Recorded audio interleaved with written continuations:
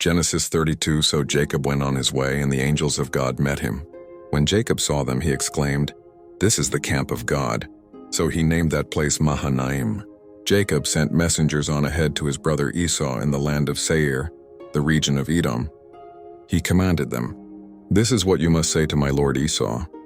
This is what your servant Jacob says. I have been staying with Laban until now. I have oxen, donkeys, sheep, and male and female servants. I have sent this message to inform my lord so that I may find favor in your sight." The messengers returned to Jacob and said, "We went to your brother Esau. He is coming to meet you and has 400 men with him." Jacob was very afraid and upset. So he divided the people who were with him into 2 camps, as well as the flocks, herds, and camels. If Esau attacks one camp, he thought, then the other camp will be able to escape. Then Jacob prayed, "O God of my father Abraham, God of my father Isaac, O Lord, you said to me, 'Return to your land and to your relatives, and I will make you prosper.' I'm not worthy of all the faithful love you have shown your servant. With only my walking stick I crossed the Jordan, but now I have become 2 camps. Rescue me, I pray, from the hand of my brother Esau, for I am afraid he will come and attack me, as well as the mothers with their children. But you said, 'I will certainly make you prosper, and will make your descendants like the sand on the seashore, too numerous to count.'" Jacob stayed there that night. Then he sent as a gift to his brother Esau 100 female goats and 20 male goats, 200 ewes and 20 rams, 30 female camels with their young, 40 cows and 10 bulls, and 20 female donkeys and 10 male donkeys. He entrusted them to his servants, who divided them into herds. He told his servants, "Pass over before me, and keep some distance between one herd and the next." He instructed the servant leading the first herd, "When my brother Esau meets you and asks, 'To whom do you belong? Where are you going? Whose herds are you driving?' then you must say, 'They belong to your servant Jacob. They have been sent as a gift to my lord Esau. In fact, Jacob himself is behind us.'" He also gave these instructions to the second and third servants, as well as all those who were following the herd, saying, "You must say the same thing to Esau when you meet him. You must also say, 'In fact, your servant Jacob is behind us.'" Jacob thought, "I will first appease him by sending a gift ahead of me. After that I will meet him. Perhaps he will accept me." So the gifts were sent on ahead of him while he spent that night in the camp. During the night, Jacob quickly took his 2 wives, his 2 female servants, and his 11 sons and crossed the ford of the Jabbok. He took them and sent them across the stream along with all his possessions. So Jacob was left alone. Then a man wrestled with him until daybreak. When the man saw that he could not defeat Jacob, he struck the socket of his hip, so the socket of Jacob's hip was dislocated while he wrestled with him. Then the man said, "Let me go, for the dawn is breaking." "I will not let you go," Jacob replied, "unless you bless me." The man asked him, "What is your name?" He answered, "Jacob." "No longer will your name be Jacob," the man told him, "but Israel, because you have fought with God and with men and have prevailed." Then Jacob asked, "Please tell me your name." "Why do you ask my name?" the man replied. Then he blessed Jacob there. So Jacob named the place Peniel, explaining, "Certainly I have seen God face to face and have survived." The sun rose over him as he crossed over Penuel, but he was limping because of his hip. That is why, to this day, the Israelites do not eat the sinew which is attached to the socket of the hip, because he struck the socket of Jacob's hip near the attached sinew. Genesis 33. Jacob looked up and saw that Esau was coming along with 400 men. So he divided the children among Leah, Rachel, and the 2 female servants. He put the servants and their children in front, with Leah and her children behind them, and Rachel and Joseph behind them. But Jacob himself went on ahead of them, and he bowed toward the ground 7 times as he approached his brother. But Esau ran to meet him, embraced him, hugged his neck, and kissed him. Then they both wept. When Esau looked up and saw the women and the children, he asked, "Who are these people with you?" Jacob replied, "The children whom God has graciously given your servant." The female servants came forward with their children and bowed down. Then Leah came forward with her children, and they bowed down. Finally, Joseph and Rachel came forward and bowed down. Esau then asked, "What did you intend by sending all these herds to meet me?" Jacob replied, "To find favor in your sight, my lord." But Esau said, "I have plenty, my brother. Keep what belongs to you." "No, please take them," Jacob said. "If I have found favor in your sight, accept my gift from my hand. Now that I have seen your face and you have accepted me, It is as if I have seen the face of God. Please take my present that was brought to you, for God has been generous to me and I have all I need." When Jacob urged him, he took it. Then Esau said, "Let's be on our way, I will go in front of you." But Jacob said to him, "My Lord knows that the children are young, and that I have to look after the sheep and cattle that are nursing their young. If they are driven too hard for even a single day, all the animals will die. Let my Lord go on ahead of his servant. I will travel more slowly, at the pace of the herds and the children, until I come to my Lord at Seir." So Esau said, "Let me leave some of my men with you." "Why do that?" Jacob replied. "My Lord has already been kind enough to me." So that same day Esau made his way back to Seir.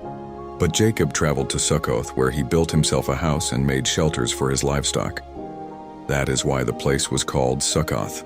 After he left Paddan Aram, Jacob came safely to the city of Shechem in the land of Canaan, and he camped near the city. Then he purchased the portion of the field where he had pitched his tent. He bought it from the sons of Hamor, Shechem's father, for 100 pieces of money. There he set up an altar and called it, "The God of Israel is God." Genesis 34 Now Dinah, the daughter whom Leah had by Jacob, went out to see the women of that country. And when Shechem, the son of Hamor the Hivite, who was the chief of that land, saw her, he took her by force and had connection with her. Then his heart went out in love to Dinah, the daughter of Jacob, and he said comforting words to her. And Shechem said to Hamor his father, "Get me this girl for my wife." Now Jacob had word of what Shechem had done to his daughter, but his sons were in the fields with the cattle, and Jacob said nothing till they came. Then Hamor, the father of Shechem, came out to have a talk with Jacob. Now the sons of Jacob came in from the fields when they had news of it, and they were wounded and very angry because of the shame he had done in Israel, by having connection with Jacob's daughter. And they said, "Such a thing is not to be done." But Hamor said to them, "Shechem my son is full of desire for your daughter. Will you then give her to him for a wife? And let our two peoples be joined together. Give your daughters to us and take our daughters for yourselves.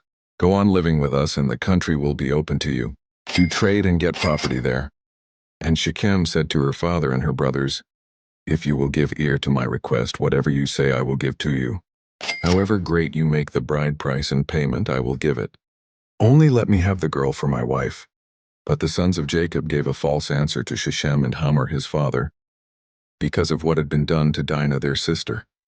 And they said, "It is not possible for us to give our sister to one who is without circumcision, for that would be a cause of shame to us. But on this condition only will we come to an agreement with you.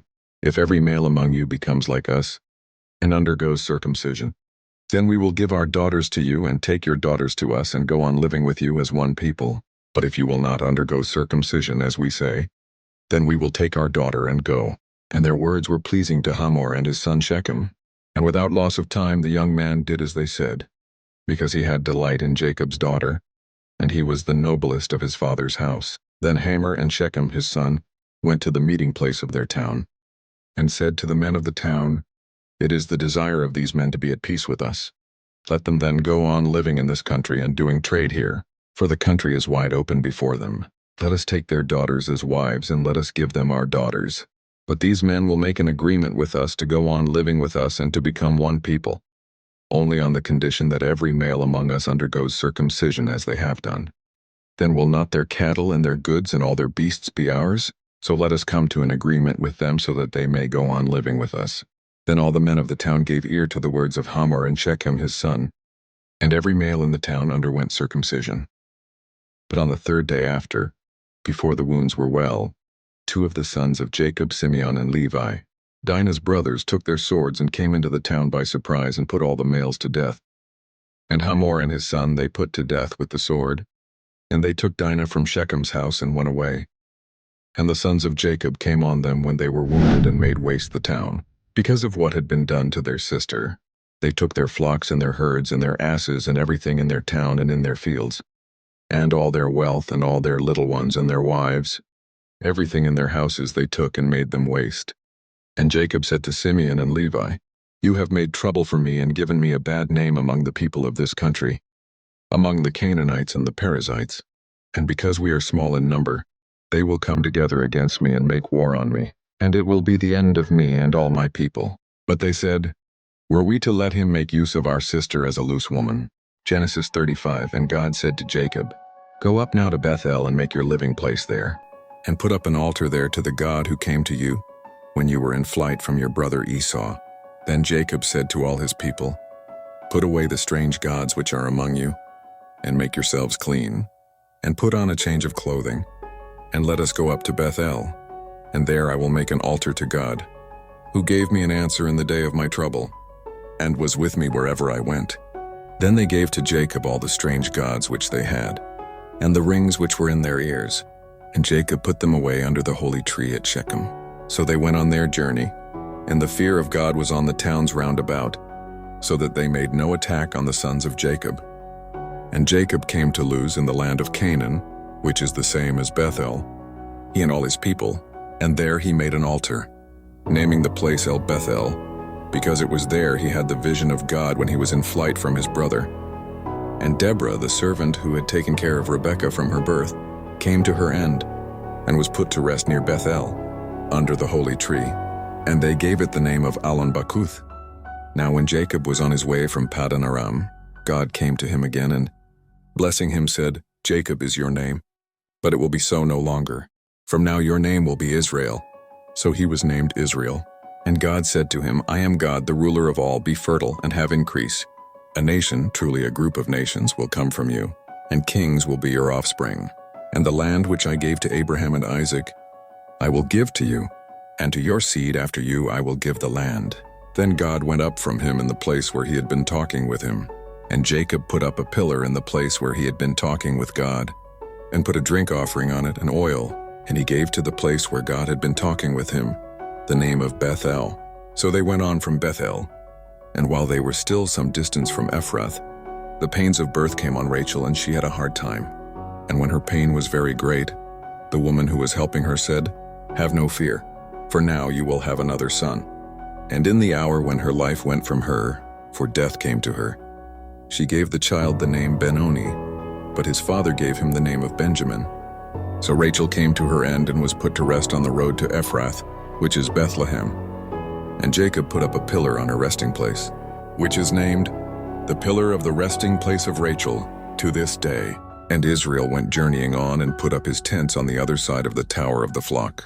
Now while they were living in that country, Reuben had connection with Bilhah, his father's servant woman, and Israel had news of it.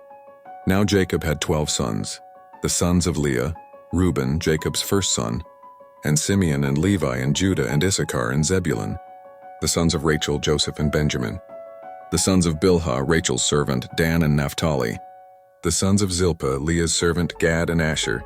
These are the sons whom Jacob had in Paddan Aram. And Jacob came to his father Isaac at Mamre at Kiriath Arba, that is Hebron, where Abraham and Isaac had been living. And Isaac was 180 years old. Then Isaac came to his end and was put to rest with his father's people, an old man after a long life. And Jacob and Esau, his sons, put him in his last resting place.